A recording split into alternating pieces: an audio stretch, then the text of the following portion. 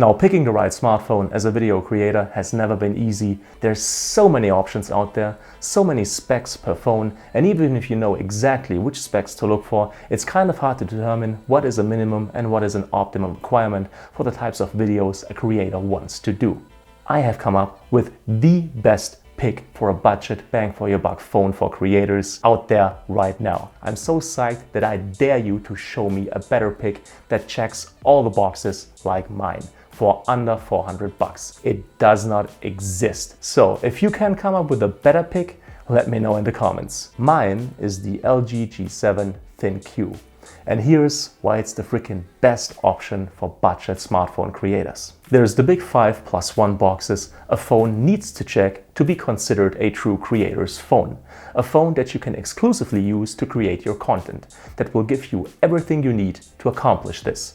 Not a phone that's just an addition to your regular camera setup. Number 1, the right video modes. Number 2, the right focusing system, including autofocus and manual focus. Number 3, the right controls.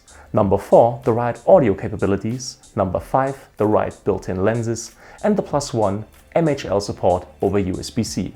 There's minimums and optimums for each, so let's check out how the G7 checks those boxes. Now, as far as video modes are concerned, here are my minimum requirements. 4K at 24 frames per second with a 10-minute recording limit.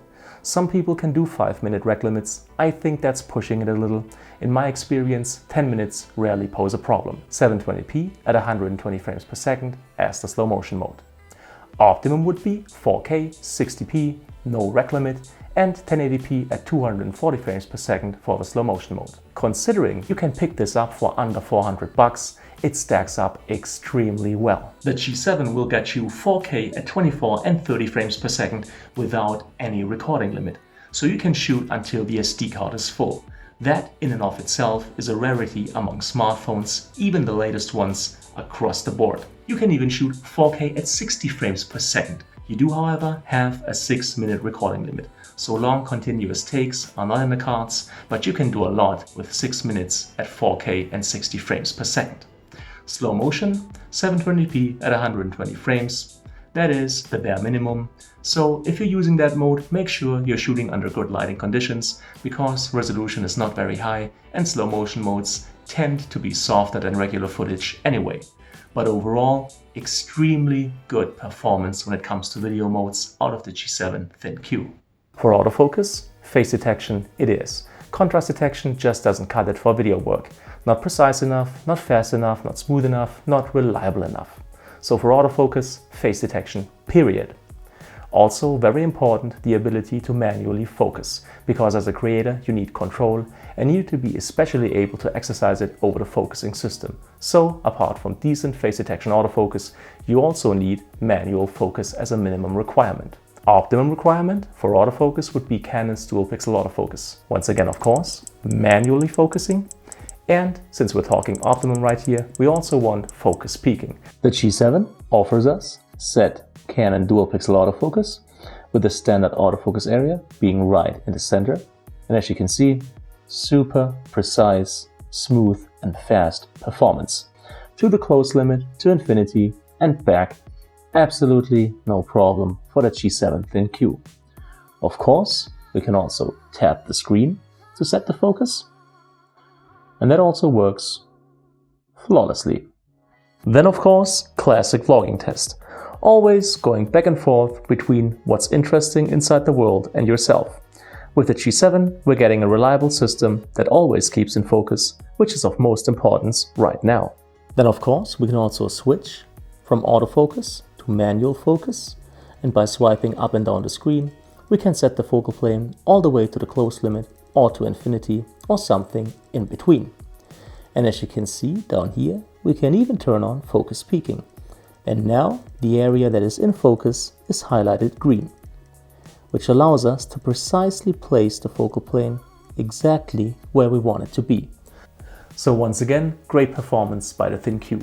Dual pixel autofocus in every video mode, manual focus capabilities including the assist function focus peaking, which unfortunately isn't available when shooting 4K at 60 frames per second and isn't available once you've hit record. But overall, Great performance by the G7 and its focusing system. Very, very capable. Now before, with the autofocusing system, I was definitely a hardliner. But now, when it comes to the right controls, I'm downright totalitarian. To me, there's absolutely no alternative whatsoever to full manual controls in video mode if you want to use the smartphone as a video creator. Fortunately enough, the G7 is kind of one of the last Mohicans in that regard, because it actually gets you a standard camera app that gets you exactly what you need. All the settings that are important, they're easily set up so you're getting exactly the results that you want. So once you're inside the standard camera app, second option on the right from the top says Mode. Tap that one, then select the top right option, which is Manual Camera Control. And now you've got it all. You can select the shutter speed, you can select the ISO, you can switch between manual focus and autofocus, you can select the white balance,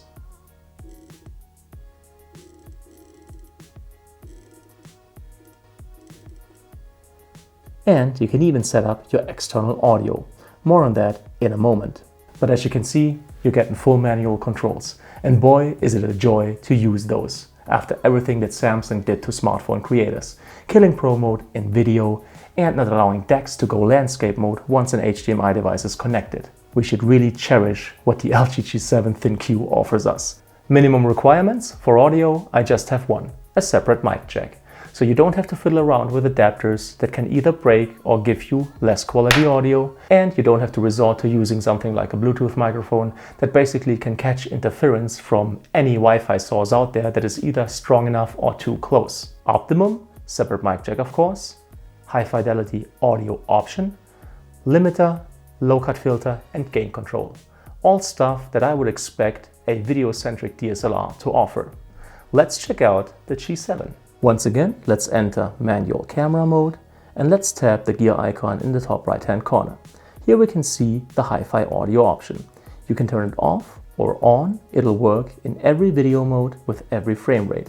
However, if you're recording your video with high fidelity audio enabled, for somebody else to reap the benefits of that, their audio hardware needs to support high fidelity audio. Now, if we tap the icon next to white balance, here we can easily switch between the internal microphones and an external microphone. And now you can hook up an external microphone to the headphone jack of your G7 ThinQ and record your audio with that. Currently I have the Rode VideoMic ME installed. This one's a so-called 4-pole microphone, so it was specifically built for recording audio with mobile devices that only accept 4-pole microphones. But don't worry, you can basically hook up any kind of microphone as long as you have the right adapter cables. So the first thing you would do is make sure you have selected the external audio source. Then hit record so the waveforms start monitoring. The red line is where the waveforms should never touch, because this is where audio distorts and it's going to sound terrible. If we overdo it with the gain control, this would be the results. Terribly peaking audio that would sound terrible and would be completely unusable. If we go too far in the other direction, there will be too little volume. So always make sure to use the gain control to have the waveforms monitor close to the red line, but never touching it, with always some headroom left. This is going to give you the best results and prevent you from running the risk of distorted audio. The low cut filter isn't useful when recording voices, because if you use it, it will take away from the sound of the voice, from its fullness to be exact. And it's just not going to sound as nice as we're not using the low cut filter. It's good for when you want to reduce a kind of low humming sound, for example. If you want to get that out of your ambient sounds, that's when you can use the low cut filter. But whenever you record voices, you should not touch it. The limiter limits the volume of the audio that you're recording to a certain decibel level, -3 or -6, 0 or completely off. Usually 0 is where it needs to be. There's only a few occasions where you will have to limit the audio to a certain decibel level while you're recording it. You can usually almost always do that in post-production. So this is how you dial in your audio with a G7 ThinQ. Super easy and very rare that a smartphone allows you to do this in the first place. Awesome. Minimum requirements for the lens: one regular lens somewhere in between the 24 to 30mm range that's sharp and gives you good contrast and has some kind of stabilization. could be digital, but it needs to be semi-okay because most of the time smartphones are used handheld.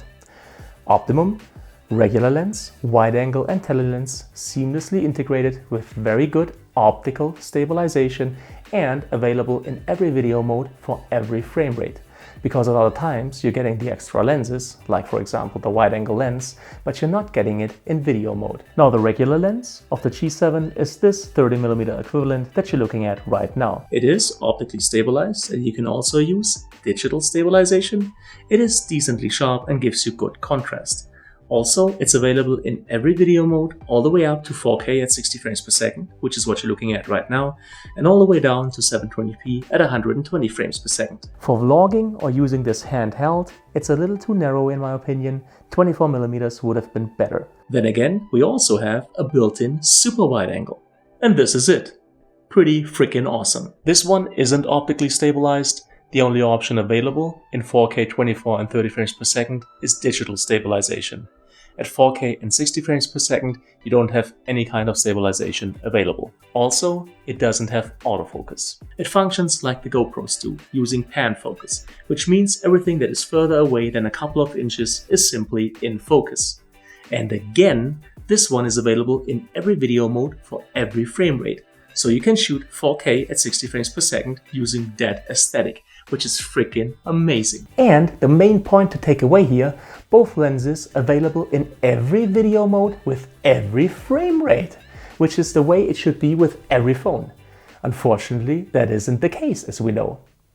Luckily, it is with this one. And number 6, or the +1, MHL support over USB-C.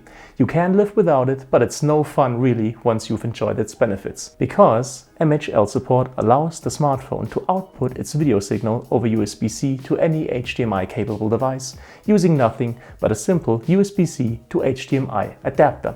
So for run and gun type scenarios, or when you're shooting outside, you can hook up a field monitor that normally you would use with your camera, which also means you can have every assist function the monitor offers on your smartphone. Peaking, zebras, histogram, false color, you name it, if the monitor's got it, you can now use it with your smartphone. And in a studio-like environment, you can hook this up to a 30 or 50-inch desktop monitor and really see what's going on. And that is such a game changer for a smartphone creator to finally be able to see himself or herself from in front of the camera clearly. So I dare you, show me a better bang for your buck option for a smartphone creator than the G7 right now for under 400 bucks. I say it doesn't exist because I've looked, and this one is the only one that checks all the boxes.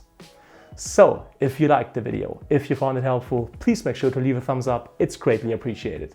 Any kind of comment or feedback is welcome, and I'll try to answer as quickly as possible. All the tech that I've used in this video, as always, is linked in the description. Thank you so much for your time. Thank you for watching, and hopefully see you again soon.